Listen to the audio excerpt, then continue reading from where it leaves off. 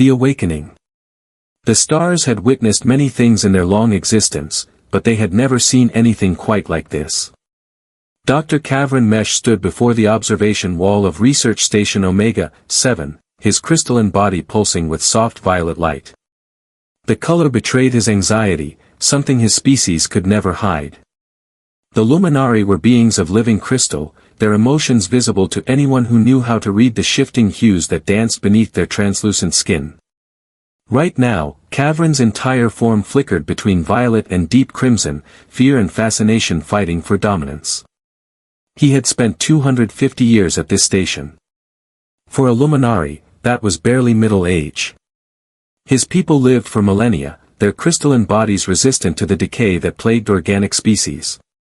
The Galactic Assembly had chosen him for this assignment precisely because of his patience and his scientific detachment. They had told him to watch the humans, to study them, to catalog their development. Nothing more. For 2.5 centuries, he had done exactly that. He had watched them split atoms and walk on their moon. He had observed their wars, their art, their literature, their music. He had seen them poison their own world and then fight desperately to save it. He had watched them build space stations and send tiny probes into the darkness beyond their home system. They were primitive by galactic standards, decades away from developing faster-than-light travel.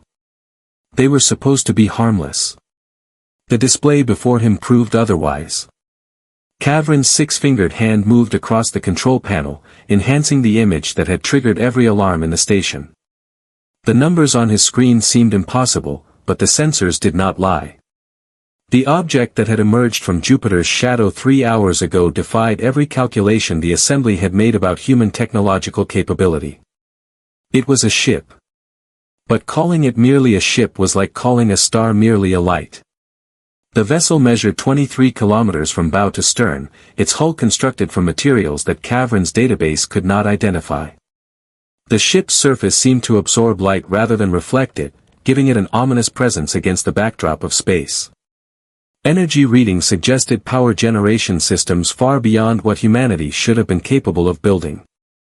And the design, the elegant brutality of its architecture, spoke of purpose and determination. They had named it Vanguard. Kavran's communication console erupted with incoming transmissions. Every monitoring station in this sector of space had detected the vessel simultaneously.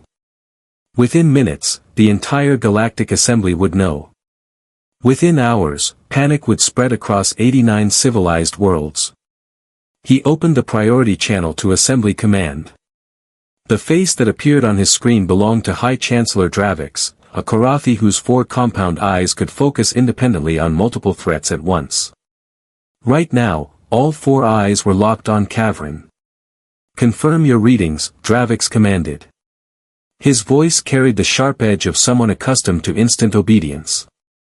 "Confirmed, Chancellor," Kavran replied, his voice resonating with the musical quality common to his species. "The vessel is real. It emerged from concealment approximately 3 hours ago and is currently accelerating toward the inner system. Based on its trajectory and current speed, it will reach the edge of assembly space in 96 hours. How did we miss this?" Dravix's mandibles clicked together in agitation. "We have been monitoring humanity for centuries. Our models predicted they were at least 50 years away from this level of technology. Our models were wrong, Chancellor." Kavran pulled up historical data, his mind working through the implications. "I have been reviewing archived surveillance footage. There were anomalies. Construction activity near Jupiter that we attributed to mining operations. Energy signatures we dismissed as experimental fusion reactors. Communications blackouts we explained as solar interference. The humans did not suddenly develop this technology. They have been building it for decades, perhaps longer. They hid it from us." The Chancellor's eyes narrowed. "They knew we were watching." "Yes, Chancellor. I believe they have known for a very long time." Before Dravix could respond, a new alarm sounded across the station. Kavran's crystalline form flashed bright white, the luminary color of shock. The Vanguard was transmitting. Not a narrow beam communication, but a broad-spectrum broadcast designed to be heard across multiple star systems. The humans were announcing themselves to the entire galaxy. Kavrin's fingers moved rapidly across his console, isolating the transmission. A human voice filled the station, calm and clear, speaking in perfectly articulated galactic standard, a language humanity supposedly did not know. This is Captain Elena Vasquez of the Terran Coalition starship Vanguard. We address the Galactic Assembly and all civilized species within range of this transmission. For 312 years, we have known we are not alone in the universe. We have detected your observation stations. We have intercepted your communications. We have studied your cultures, your languages, your histories. We know about the assembly. We know about your laws.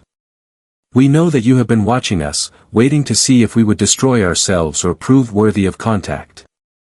Kavrin felt his internal structure resonate with the weight of those words. They had known. For over 3 centuries, humanity had been aware of galactic civilization, and they had chosen silence. They had chosen to prepare. Captain Vasquez continued, you chose not to speak to us. Perhaps you feared us. Perhaps you thought we were too violent, too primitive, too dangerous. We understand. We have read our own history. We know what we are capable of. But we also know what we can become. We did not destroy ourselves. We learned. We grew. We united. And now we are ready to take our place among the stars. The transmission paused. In that silence, Kavrin imagined he could hear the collective breath of 89 civilizations being held. The Vanguard represents humanity's declaration to the galaxy. We do not ask permission to exist. We do not beg for acceptance. We simply inform you that we are here, and we intend to remain here. We seek peaceful relations with all species. But we will defend ourselves if necessary. In 96 hours, we will reach the border of assembly space. We hope to be greeted as friends. We are prepared to be met as enemies. The choice is yours. The transmission ended. Kavrin stood motionless, his crystalline body cycling through colors as his emotions churned. In 250 years of observation, he had never imagined this moment. Humanity was supposed to be manageable, controllable. The assembly had protocols for emerging species. There were procedures, careful steps designed to integrate new civilizations into galactic society slowly and safely. The humans had just ignored all of it. On the screen before him, Chancellor Dravix was already issuing orders. Mobilize the defense fleet. I want every available warship at the border within 72 hours. Activate all reserve forces. And get me the War Council. All members, no exceptions. Chancellor, Kavrin said carefully, may I suggest we consider their words before we respond with weapons? They built a Titan-class warship in secret and are now advancing on our territory, Dravix snapped. What else is there to consider? Their message, Kavrin replied. They spoke of peace first, defense second. They did not threaten. They stated facts. There is a difference. Your naivety is showing, Doctor. This is a show of force, nothing more.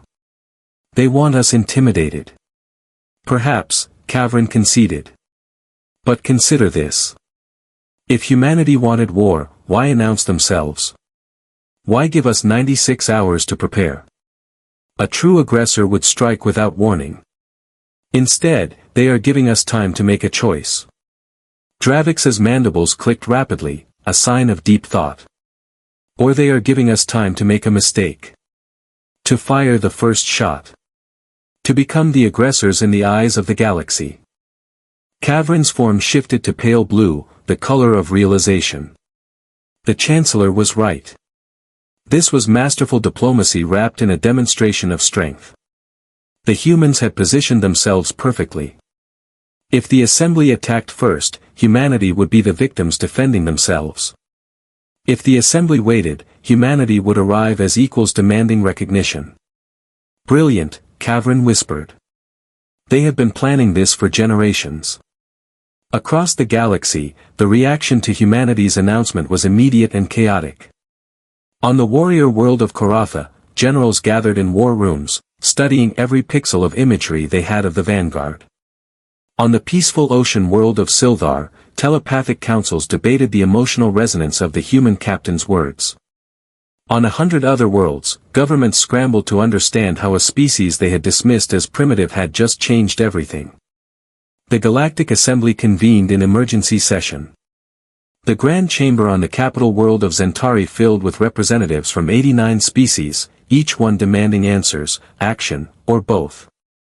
The chamber was a marvel of engineering, a massive spherical room where delegates could sit or float or rest according to their species' needs. Gravity fields, atmospheric controls, and translation matrices ensured every being could participate equally. High Chancellor Dravik stood at the center of the sphere, surrounded by a holographic display showing the vanguard from every available angle. His 4 eyes scanned the assembled delegates as he spoke. We face an unprecedented situation.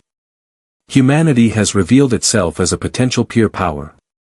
Our intelligence assessments were catastrophically wrong. The question before us now is simple: how do we respond? Admiral Kethros, a battle-scarred Karathi who commanded the Assembly's military forces, was the first to speak. We mobilize. We meet them with overwhelming force. We make it clear that while we welcome peaceful species, we will not be intimidated. And if they interpret that as an act of war, ask Lyria, young Silthari who served as a communications analyst.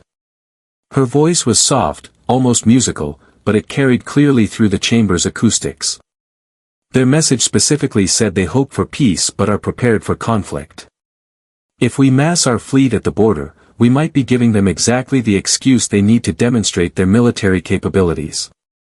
The analyst raises a valid point, said Speaker Vorn, a towering being from the fungoid species called the Mycellari. We know little about this vessel's true capabilities. What if our fleet is not sufficient? Not sufficient? Admiral Kethro's mandibles clacked in disbelief. We have over 700 warships in active service. The combined military might of 89 civilizations. No single ship, no matter how large, could stand against that.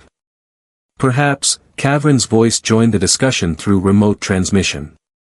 But I suggest we ask ourselves why humanity chose to reveal themselves now. What changed? What made them confident enough to announce their presence? The chamber fell silent. It was a question no one had considered. Kavrin continued, I have studied humanity for 250 years. They are planners. They think in generations. If they are showing us the vanguard, it is because they believe they can defend it. Which means either that ship is far more powerful than we imagine, or it is not alone. A chill seemed to pass through the chamber. The delegates looked at each other with growing concern. Run deep space scans, Chancellor Dravix ordered. Everything within a 10-light-year radius of human space. If there are more ships, I want them found. As the assembly descended into frantic activity, far across the void, Captain Elena Vasquez stood on the bridge of the Vanguard and watched the stars. She was a woman of 52 years, her hair streaked with silver, her face lined with experience. She had been born on a colony ship, spent her childhood traveling between Mars and Earth, and dedicated her adult life to this moment. Around her, the bridge hummed with quiet efficiency. 200 crew members worked at their stations, monitoring every system of the massive vessel. But the bridge was only a tiny fraction of the ship. The Vanguard was not merely a warship. It was a city. 4.2 million humans called it home. There were families aboard, children who had been born in space and had never felt the gravity of Earth. There were scientists and teachers, artists and farmers, engineers and doctors. Humanity had not sent a weapon to meet the galaxy. They had sent a civilization. Captain, her executive officer, Commander Marcus Chen, approached her position. Long-range sensors are detecting massive fleet movements in assembly space. Current count is 523 ships and rising. They are gathering at the border. Elena nodded slowly. Expected. Anything else? Yes, ma'am. We received a single transmission from one of their monitoring stations. It was encrypted, but our systems decoded it easily. It simply said, "Welcome." We should have said that long ago. Elena felt something tighten in her chest. Someone out there understood.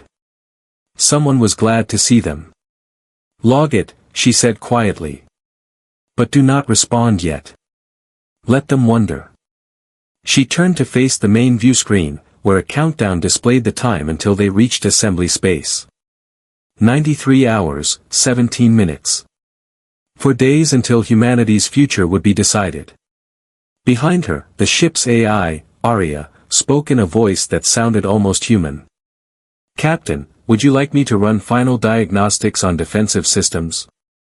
"No, Arya," Elena replied. "I want you to prepare the cultural database for transmission.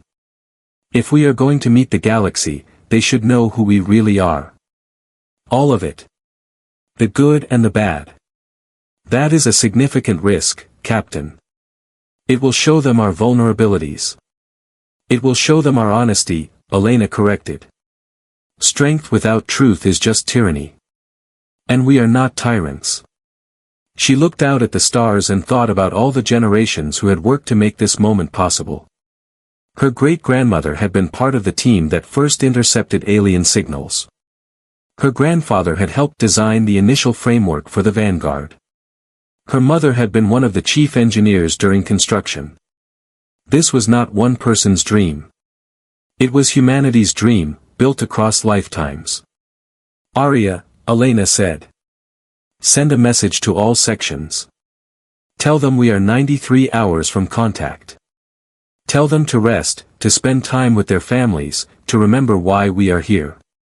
In 4 days, the galaxy will know humanity. I want every person on this ship to be ready to show them what that means." "Understood, Captain."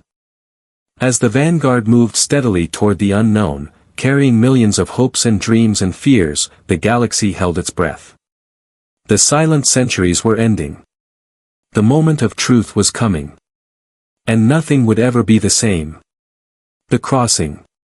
The edge of assembly space was marked not by walls or gates, but by an invisible line drawn through the void. Ancient treaties and centuries of law had established this boundary, and for as long as anyone could remember, it had been respected.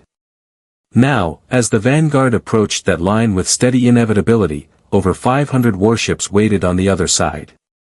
Fleet Commander Zethros stood on the bridge of the Eternal Sentinel, the Assembly's flagship, and studied the approaching human vessel through every sensor at his disposal. He was Korathi, a species that had evolved from pack hunters on a high-gravity world. His people stood nearly 3 meters tall, possessed 6 powerful arms, and had natural armor plating that covered their bodies like overlapping shields. They were warriors by nature, conquerors by history, and they had not lost a major conflict in over 1,000 years. Looking at the human ship, Zethros felt something he had not experienced since his first battle as a young soldier. He felt uncertain. "Distance to the boundary?" he asked, his voice a deep rumble that vibrated through the deck. 42 hours at current speed, responded his tactical officer.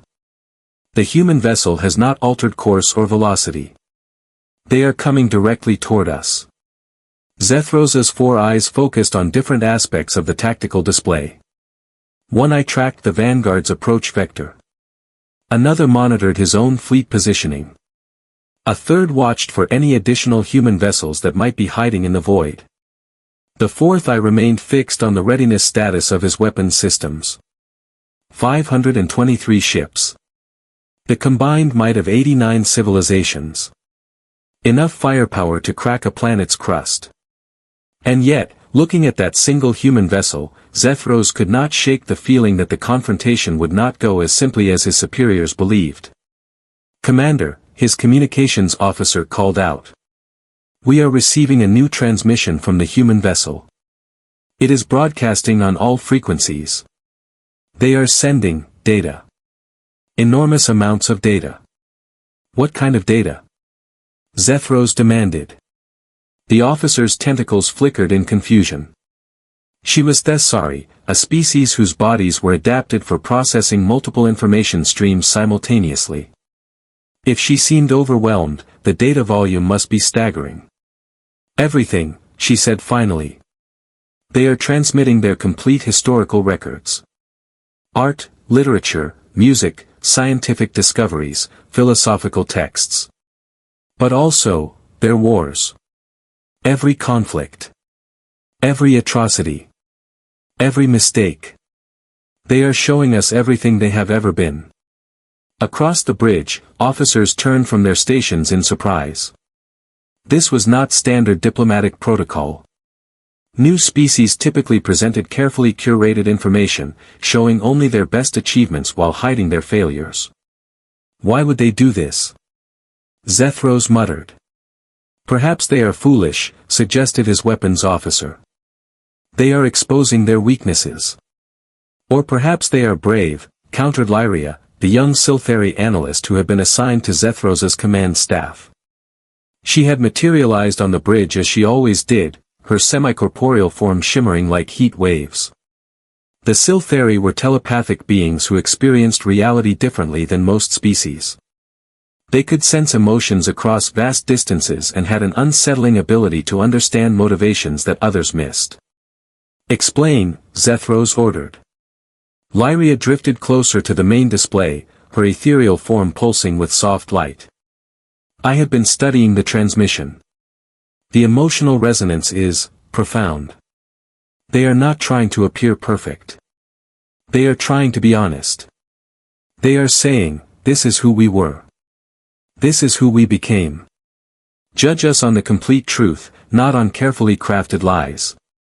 Honesty is not a military strategy, the weapons officer scoffed. Perhaps not, Lyria replied. But it is a powerful diplomatic one. How can we claim they are deceptive when they volunteer their own darkest secrets? Zethros considered this. His species valued strength, but they also valued honor. A warrior who acknowledged their defeats as well as their victories earned respect. Was that what the humans were doing? Earning respect through radical honesty?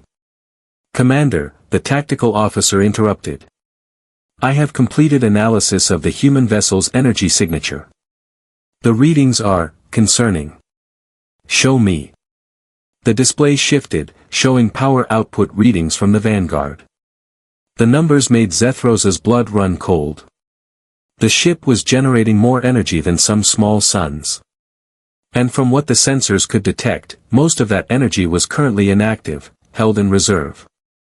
They are not running at full capacity, Zethros realized. That ship is barely awake. Confirmed, the tactical officer said grimly. Current readings suggest they are operating at approximately 30% of maximum output.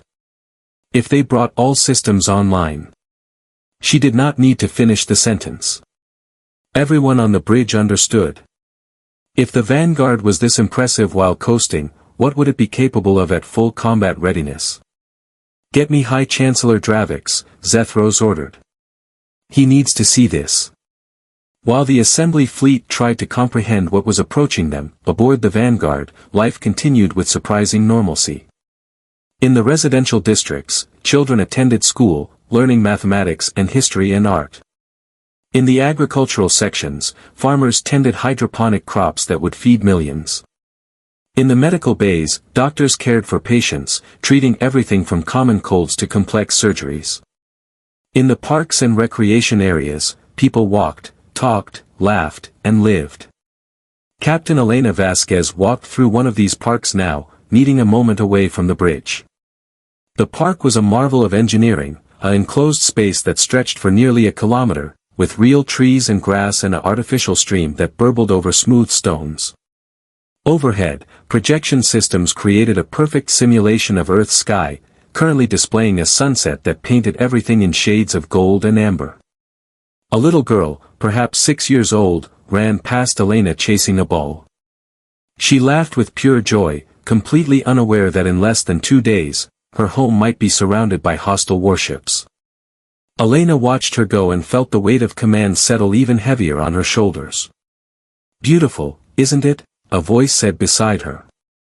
Elena turned to find Dr. Sarah Chen, the ship's chief xenopsychologist. She was an elderly woman with kind eyes and gray hair pulled back in a practical bun.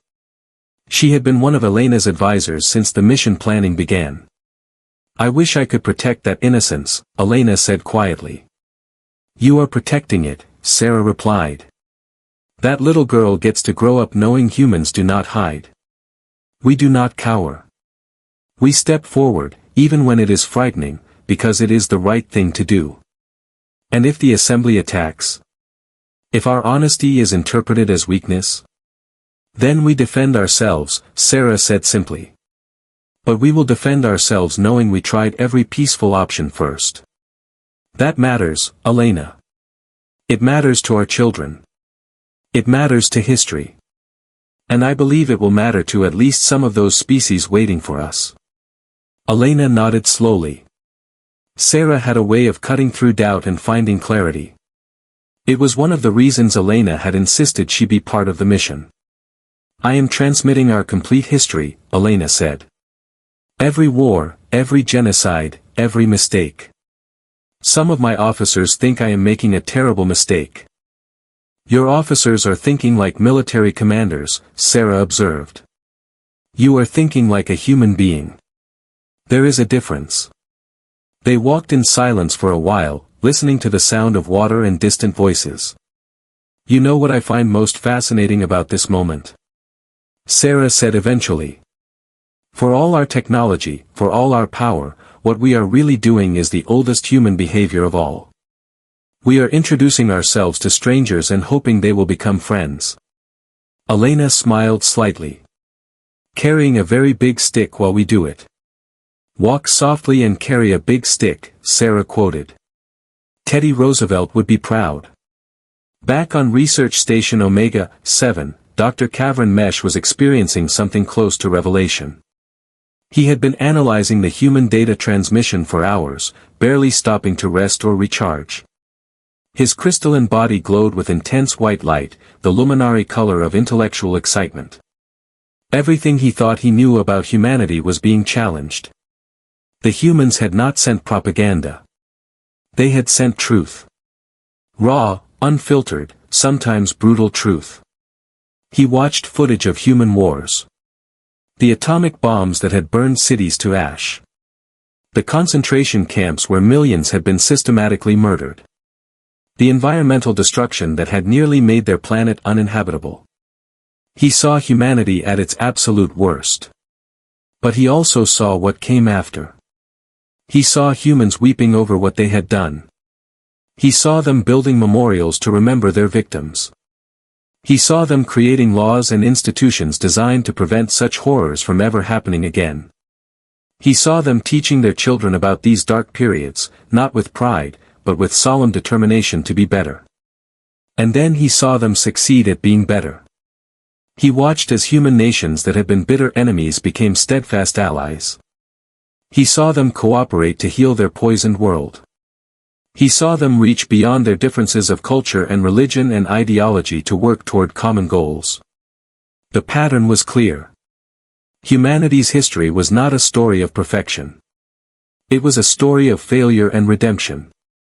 Fall and rise. Mistake and correction. They learned. Slowly, painfully, at terrible cost, but they learned. Kavrin pulled up his own species' history for comparison. The Luminari had evolved on a peaceful world with abundant resources. They had never experienced the desperate competition for survival that had shaped humanity. Their path to civilization had been smooth and gradual. They had few wars in their past because they had rarely had reason to fight. But looking at humanity's violent history now, Kavrin realized something profound. The Luminari had never been tested the way humans had been tested. They had never faced the choice between cooperation and extinction. They had never had to choose peace when violence would have been easier. Humanity had faced that choice repeatedly. And increasingly, they had chosen peace. That was not weakness. That was the strongest possible choice. To have the capacity for terrible violence and to choose restraint instead required a kind of strength his species had never needed to develop. "We have been watching them wrong," Kavrin said aloud to his empty station. "We have been judging them on their capacity for destruction. We should have been measuring their capacity for growth." He opened a channel to the Grand Chamber where the War Council was still debating. High Chancellor Dravix appeared on his screen, looking exhausted. "Dr. Mesh, unless you have new tactical intelligence."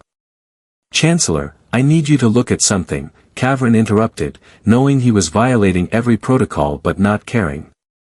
"I have been analyzing the human transmission. I believe I understand what they are trying to tell us. They are trying to intimidate us with their power." Admiral Kethros's voice came from off-screen. "No," Kavrin said firmly. "They are trying to show us who they are. All of who they are. The darkness and the light. The violence and the compassion. They are saying, yes, we are capable of terrible things. But we are also capable of choosing not to do terrible things. That is the message, Chancellor. They are not threatening us. They are offering us a choice." "What choice?" Dravix asked. "We can meet them as enemies, and they will defend themselves. Or we can meet them as potential allies, and they will work with us. But either way, they will be here. They are not asking permission. They are offering partnership." On the screen, Kavrin could see Dravix exchanging glances with other council members. The debate was clearly intense. "Dr. Mesh," Lyria's voice joined the conversation. "I have been conducting telepathic analysis of the emotional content in the human transmissions. I concur with your assessment. There is no deception in what they send. No hidden malice. Only hope. And determination. They genuinely want peace, but they are prepared for war." "How can you be certain?" Admiral Kethros demanded. "Because I can feel it, Admiral," Lyria replied. "The Silferi do not lie about such things. That human captain, Vasquez, she broadcasts her emotions with every word. She is terrified of what might happen, but she is committed to seeing this through. She would die to protect her people, but she would also die to prevent unnecessary violence. That is not the psyche of an aggressor." The council chamber fell silent. Kavrin could see the doubt beginning to creep into even the most hawkish faces. Finally, Speaker Vorn spoke, his fungoid voice carrying a deep wisdom. "We have a saying among the Mycelari, the root that pushes through stone is not violent. It is merely determined to grow. Perhaps that is what we are witnessing. Not aggression, but determination." "Poetic," Admiral Kethros said. "But it does not change the tactical reality. That ship is still approaching our border with enough firepower to threaten entire worlds. Then perhaps," Dravix said slowly, "we should ask ourselves why they built such a ship. Was it to attack us? Or was it because they believed we might attack them?" The question hung in the air. Kavrin felt his crystalline form pulse with hope. They were beginning to understand. 18 hours later, the Vanguard reached the boundary of assembly space. Captain Elena Vasquez stood on her bridge, every muscle tense, every sense alert. Her crew was at battle stations, not out of aggression, but out of necessity. They were ready for anything. Before them, spread across thousands of kilometers of space, the assembly fleet waited. 523 ships, their weapons charged, their shields raised. It was the most impressive military display humanity had ever witnessed. "They are hailing us, Captain," Commander Chen reported. On screen. The view screen shifted, showing the bridge of the Eternal Sentinel. Fleet Commander Zethros filled the screen, his 6 arms and imposing presence making him look like something from ancient mythology. Behind him, Lyria hovered, her ethereal form barely visible. For a long moment, neither side spoke. Two species, two civilizations, meeting for the first time face to face. History balanced on the edge of a knife. Then Zethros did something unexpected. He placed all 6 of his hands over his chest in what Elena's database identified as a Karathi gesture of respect between equals. Captain Vasquez, Zethros said, his voice surprisingly gentle for such a massive being. On behalf of Fleet Commander, I am authorized to say the following: we have reviewed your transmission. We have seen your history. We understand your message. Elena held her breath. The Galactic Assembly does not approve of how you have revealed yourselves. We do not like that you hid your development from us. We are uncomfortable with your power. But... Zethros paused, and something that might have been a smile crossed his alien features. We respect your honesty. We respect your courage. And we respect your choice to approach us with words before weapons. Lyria drifted forward, her voice musical and warm. Welcome to the larger galaxy, humanity. We should have said that centuries ago. We apologize for our silence. Elena felt tears threatening to break free, but she kept her composure. Thank you, Commander. We come in peace, but we will defend ourselves if necessary. Arya's voice spoke privately in Elena's ear. Congratulations, Captain. You have achieved what many said was impossible. We all achieved it, Elena corrected. Every person who worked on this ship. Every generation that refused to give up. This is humanity's victory, not mine. Spoken like a true leader, Arya observed.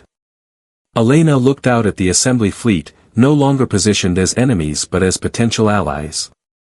The galaxy had been silent for so long. Now, humanity's voice had joined the conversation. She thought about that little girl in the park, chasing her ball without fear. That child would grow up in a galaxy that knew humans existed, that accepted them, that would perhaps even come to value them. Arya, Elena said. Send a message to all sections. Tell them we are going home. Not to Earth, but to our future. And it is going to be magnificent. Far away, on Research Station Omega-7, Dr. Kavran Mesh watched the human ship begin diplomatic maneuvers with the assembly fleet. His crystalline body glowed pure gold, the luminary color of joy. For 250 years, he had watched and waited. Now, finally, he could do more than watch. He could meet them. He could talk to them. He could learn from them. Humanity had arrived in the galaxy. And the galaxy, Kavran realized, was about to become a much more interesting place.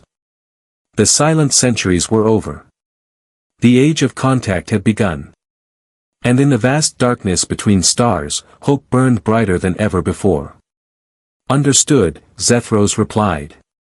And respected. The Assembly Council has authorized me to invite you to formal first contact proceedings. No weapons will be fired today, Captain. Instead, we will talk. Is this acceptable? Elena looked around her bridge. She saw relief on every face. Joy. Hope. The emotions she had been fighting to maintain control over. It is more than acceptable, Commander. It is exactly what we hoped for. Then welcome, Zethros said. Welcome to the galaxy. We have much to discuss. As the communication ended, Elena allowed herself a moment of pure relief. They had done it. Humanity had crossed the threshold. They had announced themselves to the galaxy and been accepted, not as subordinates or threats, but as equals. Around her, the bridge erupted in cheers.